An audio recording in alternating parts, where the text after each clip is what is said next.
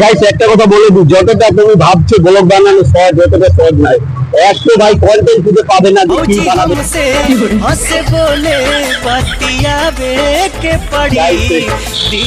কি বলবো, বলার কিছু নাই, এটাই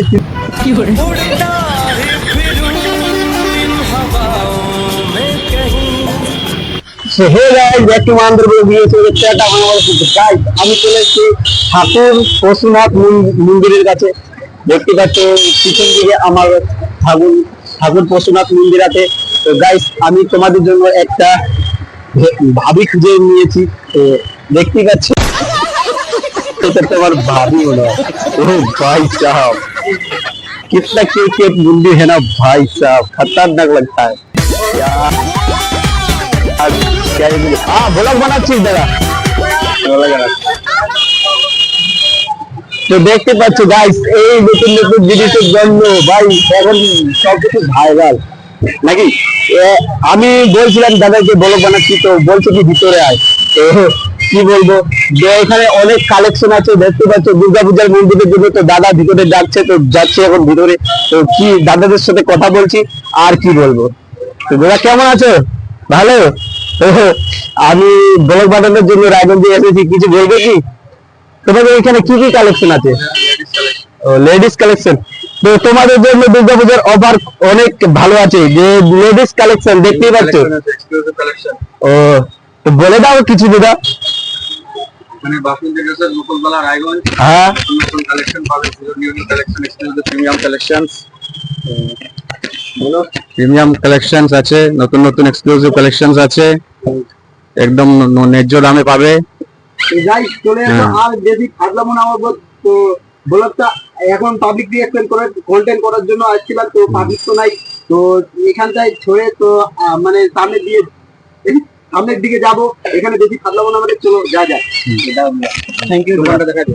আচ্ছা আচ্ছা ওটা দেখা যাবে উপরে। আচ্ছা আচ্ছা। তো বাসন্তী শপের কাছে চলে আসবে তোরা, যারা যারা আসতে চাচ্ছ। তো দুর্গাপূজার অফার অনেক চলছে, তো দেখতে পাচ্ছ। তো এখানটায় কি বলে ঠাকুর পশুনাথ দেখাচ্ছি। তো গাইস আমি আমি এখানটায় মানে প্রমোশন করার জন্য আসছি নাকি এমন লাগছে ভাই। ওদের সাথে কি বলবো বলাই যায় না, কি যে বলবো। মানুষ যারা হয়তো দেখতে দেখতে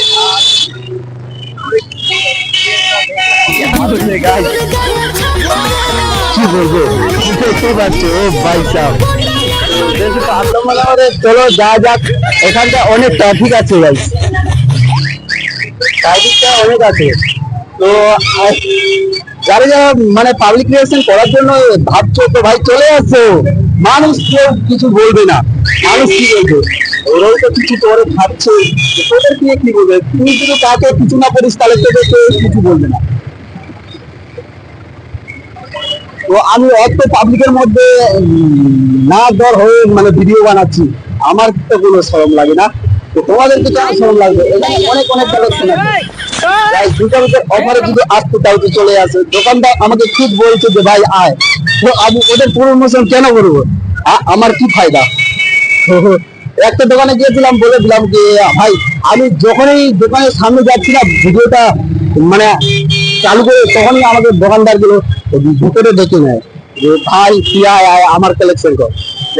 দেখতে পাচ্ছ আমি কত পাবলিকের মধ্যে ঘুমিয়ে পড়ছি। গাইস একটা কথা বলে দিই, যতটা তুমি ভাবছো ব্লগ বানানো সহজ, যতটা সহজ নয়। একটু ভাই কন্টেন্ট খুঁজে পাবে না যে কি বানাবে না বানাবে।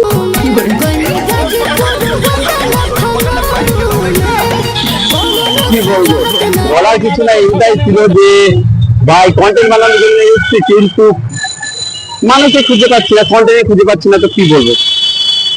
তো দুর্গাপূজার এখানে আসবো রায়গঞ্জে, তো আবার তো তোমরা দেখতে থাকো।